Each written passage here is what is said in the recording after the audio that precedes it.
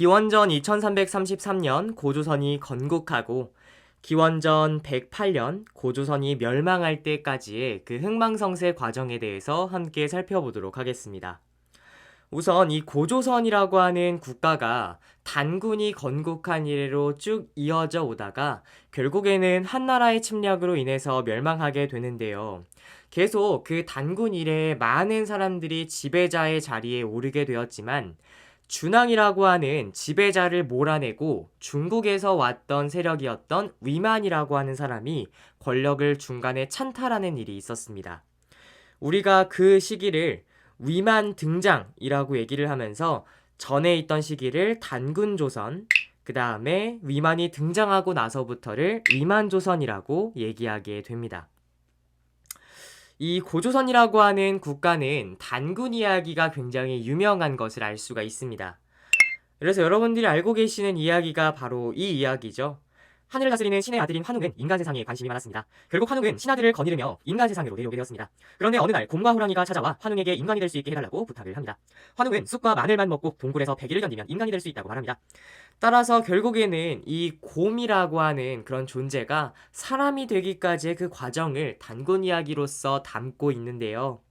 여기에는 굉장히 충격적인 비하인드가 있습니다. 실제로 곰과 호랑이가 등장하는 이유가 우리 전 시간에 배웠었던 그 토테미즘이라고 기억나나요? 신석기 시대에는 원시 신앙이라고 하는 게 등장하게 되는데 그게 바로 애니미즘, 토테미즘, 샤머니즘이라고 하는 그런 신앙이었습니다. 애니미즘이라고 하는 신앙은요, 지금의 어떤 종교라고 생각하시면 되냐면 약간 자연물에도 영혼이 있다라고 믿는 그런 종교와 같다고 생각하시면 됩니다.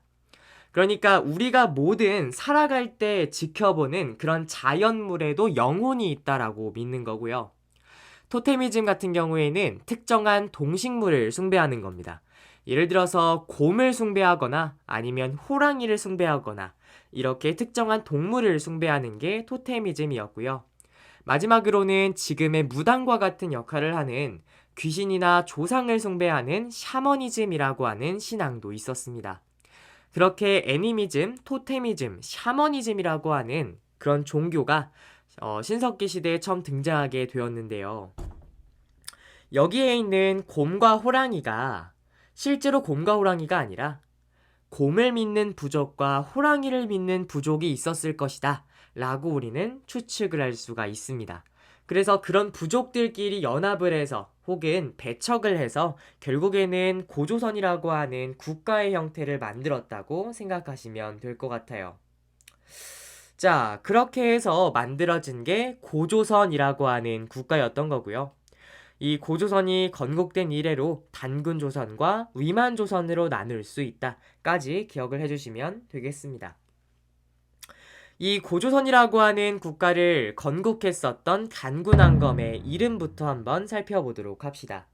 이 단군왕검의 단군이라고 하는 칭호는요, 제사장을 뜻하게 됩니다.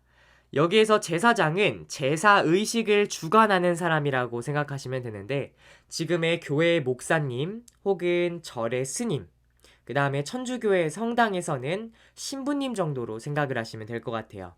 그래서 그러한 종교적인 의식을 주관하는 사람, 제사의식을 주관하는 사람을 단군이라고 하는 칭호로서 붙여줬고요. 왕검이라고 하는 것은 실제로 왕입니다. 왕. 따라서 정치를 하는 사람을 뜻하게 되죠. 그래서 제사를 지내는 사람과 정치를 하는 사람이 지금 한 명이잖아요. 그래서 제사장과 정치가가 일치하는 재정일치사회다라고 얘기할 수 있습니다. 앞 글자를 땄다고 생각하시면 돼요.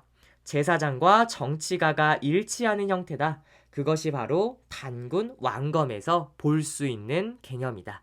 라고 생각하시면 됩니다. 따라서 시험 문제에서는 이렇게 물어볼 수 있습니다. 고조선에 대한 설명을 물어보면서 재정일치 사회였다 라고 이렇게 나올 수가 있어요. 그리고 여러분들 재정일치 사회가 있다라는 건 제사장과 정치가가 분리되어 있는 재정 분리 사회도 존재한다라는 걸 우리는 알 수가 있겠죠.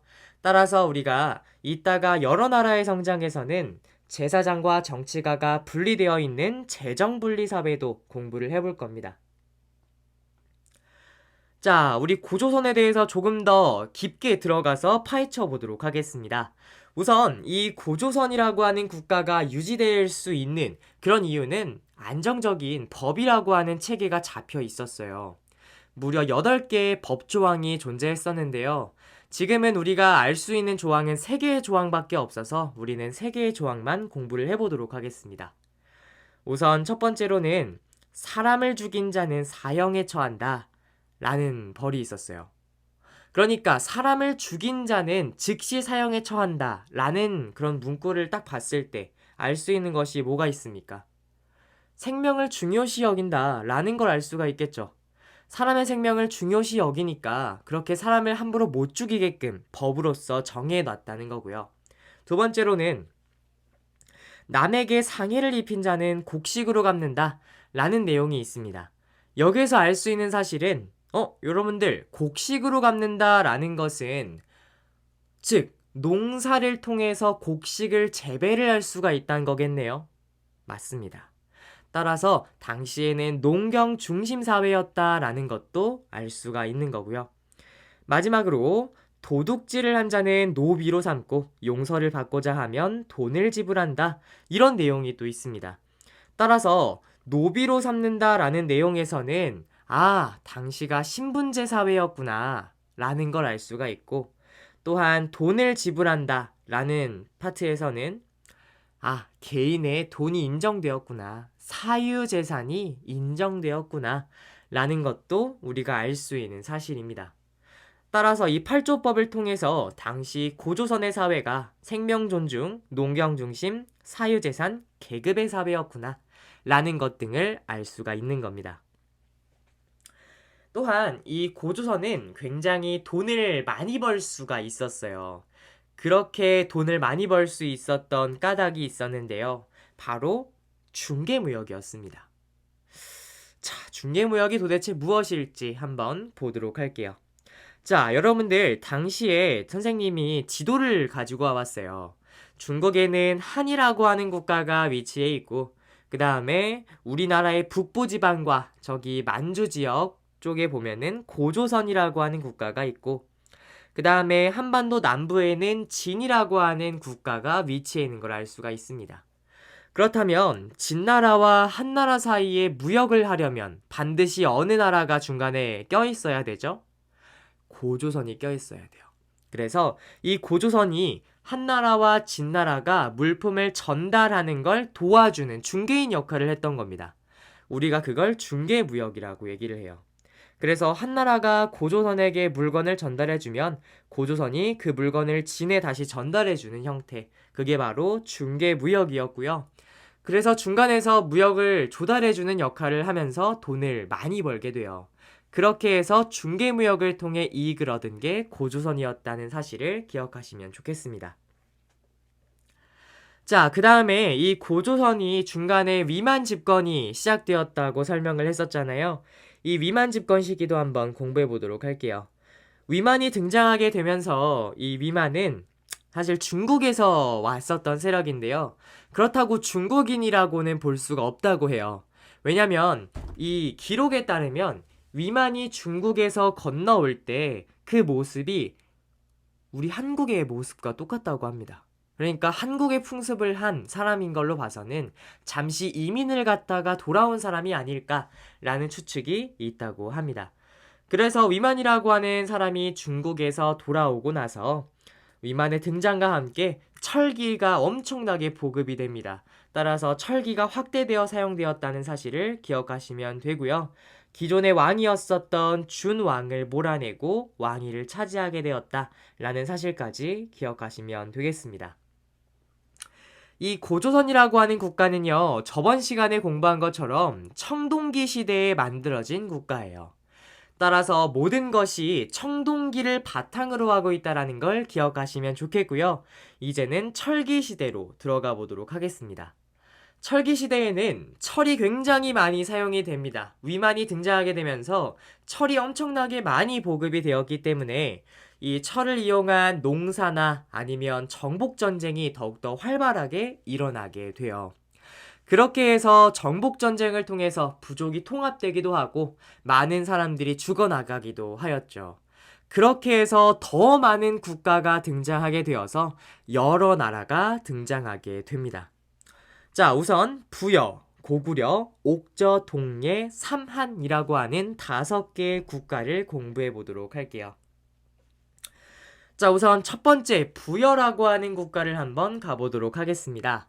이 부여라고 하는 국가는요, 저기 만주 지역에 있었던 만주 숭화강 일대에 건국이 됩니다. 우선 이 부여 같은 경우에는 어떤 정치 풍습을 가지고 있었냐면 바로 사출도라고 하는 풍습을 가지고 있었어요. 사출도를 선생님이 이해하기 쉽게 그림으로 가져와 봤습니다. 요겁니다. 자, 지금 왕은 가운데 그려져 있죠. 왕은 중앙만 통치합니다. 그리고 나머지 지역들은 부족들이 각각의 지역을 다스리도록 했어요. 그런데 부족의 이름을 한번 볼까요? 우가, 마가, 구가, 저가죠. 여러분들 혹시 여기에서 눈치챈 친구들 있나요? 요거 다 가축의 이름입니다. 소우, 말마, 돼지 저자, 개 구자입니다. 따라서 동물의 이름을 딴 그런 부족들이 각각의 지역들을 다스리는 형태의 사출도라고 하는 풍습이 있었어요. 선생님이 이제 작년에는 중학교 2학년을 수업을 했었는데 여러분들도 기억이 날 수도 있을 것 같아요. 주나라의 봉건제 기억납니까? 봉건제가 왕은 중앙만을 다스리고 나머지 지역들은 제후들이 다스리는 형태였잖아요. 그쵸? 마찬가지입니다. 이 사출도도 왕은 중앙만 통치하고 나머지 지역들은 모든 권한을 부족에게 줬던 거예요. 그러니까 왕의 권력이 셀까요? 낮을까요? 굉장히 약하겠죠. 그게 바로 부여의 특징이었다고 보시면 됩니다. 그래서 심지어 부여에서는요, 흉년이 들면 누구의 탓입니까? 누구의 탓도 아니죠. 흉년이 들면은 그냥 그 자연의 그런 탓인 거지 누구의 탓이라고 볼 수 없는데요. 왕의 탓이라고 했습니다. 부여에서는. 그래서 왕을 몰아내는 일까지 있었던 게 이 부여의 정치라고 생각하시면 됩니다. 또한 이 부여에서는 제천 행사가 열렸어요. 제천 행사가 여러분들 무엇인가요? 여러분들 제천 행사는요, 하늘의 제사를 지내는 행사예요. 우리 지금 추석이나 설날에 조상님들한테 제사를 지내죠. 그런데 제천 행사는요, 농사가 잘 되라고, 그 다음에 좀 풍년이 들라고 그렇게 하늘에게 제사를 지내는 그런 행사입니다. 그게 바로 제천 행사인데요. 부여에서는 이 제천 행사를 영고라고 불렀어요. 네, 12월마다 영고라고 하는 제천 행사를 열어서 흉년이 들지 않고 풍년이 들 수 있게끔 항상 그렇게 기원을 하는 풍습을 치렀고요. 그 다음에 또 다른 풍습으로서는 일책 12법이라고 하는 풍습이 있었습니다. 이거는 물건 하나를 훔치면 반드시 12배로 갚아야 되는 게 일책 12법이에요. 그러니까 예를 들어서 선생님이 볼펜 하나를 훔쳤습니다. 그러면 반드시 그 볼펜을 12배로 배상하는 거예요. 그게 바로 일책 12법이라고 생각하시면 됩니다. 그래서 이게 바로 부여의 풍습이었다고 생각하시면 되고요. 우리는 고구려로 넘어가 보도록 할게요. 여러분들, 이 부여랑 고구려는 굉장히 밀접한 관련이 있어요. 왜냐면 이 고구려를 건국했었던 주몽이라고 하는 사람은 부여에서 내려왔던 사람이거든요. 그래서 부여에서 파생되어 온 국가가 고구려라고 생각하시면 되겠습니다. 그래서 이 고구려랑 부여는 살짝 비슷한 형태를 띠고 있는데요. 그러니까 당연히 왕이 있겠죠? 네. 그래서 그 왕이 반드시 존재하기는 했지만 이 고구려는 왕권이 엄청나게 셌어요. 네. 부여랑 다르게 왕권은 셌습니다. 이 고구려 같은 경우에는요, 왕이랑 그 다음에 각각의 부족들의 대표들이 함께 모여가지고 회의를 함께 하기도 했습니다. 이 고구려 같은 경우에도 부족들이 나뉘어져 있었거든요. 그래서 왕을 중심으로 계루부, 소노부, 절노부, 순노부, 관노부 등의 5개의 부족들이 있었지만 이 5개의 부족들의 대표들이 모여서 제가회의라고 하는 국가의 중요한 사항을 결정하는 회의를 열어서 함께 의논을 하기도 했습니다. 그러니까 아직까지는 왕의 파워가 굉장히 세다라는 걸 알 수가 있는 거죠. 이 고구려 같은 경우에는요, 제천 행사를 열었는데요, 10월마다 동맹이라고 하는 제천 행사를 열었어요. 그래서 이런 제천 행사라는 풍습이 있었고, 서옥제라고 하는 결혼 풍습도 있었습니다. 서옥제라는 풍습은 무엇이냐? 약간 요거는 특이한 풍습인데요. 남자의 집 뒤편에다가 작은 방을 하나 만들어요. 그 방이, 여자의 집, 미안합니다. 여자의 집 뒤편에다가 작은 방을 하나 만들어요. 그리고 나서 그 여자의 집 뒤편에다가 서옥이라고 하는 방을 만들어서 남자를 살게 만듭니다. 네. 그래서 나중에 일정한 나이가 되면은 정식으로 남자의 집에 인사를 가는 풍습이 서옥제라고 하는 풍습이었어요. 그러니까 약간 좀 특이한 풍습인 거죠. 그 다음에 왕건이 강하고 약탈 경제를 취하고 있다는 게 특징입니다. 이 고구려 같은 경우에는 부여의 바로 밑에 위치해 있는데요. 그 고구려의 밑에는 또 어떤 국가들이 있냐? 옥저랑 동예가 있습니다. 그 2개의 국가는 힘이 정말 약한 국가였는데 그 2개의 국가를 엄청나게 약탈하게 되었어요. 그게 바로 옥저랑 동예였습니다. 자, 옥저랑 동예는 고구려의 계속된 약탈로 인해서 왕이 없었습니다. 따라서 군장이라고 하는 지도자가 다스렸었는데 그 군장을 우리는 읍군과 삼로라고 불렀어요. 옥저부터 한번 가볼게요. 그래서 군장 체제가 있었고 제천 행사 또한 없습니다. 왜냐면 무슨 농사를 지어 놓으면은 고구려가 다 가져가 버리는데 뭐 좋다고 제천 행사를 엽니까? 그렇잖아요. 그래서 제천 행사는 없습니다. 대신 옥저는 특이한 결혼 풍습이 하나 또 있는데요. 엄청나게 어린 아기들이에요. 엄청나게 어린 아이들, 한 6살짜리 꼬마 아이들을 같이 동거를 시킵니다. 남자의 집에다가.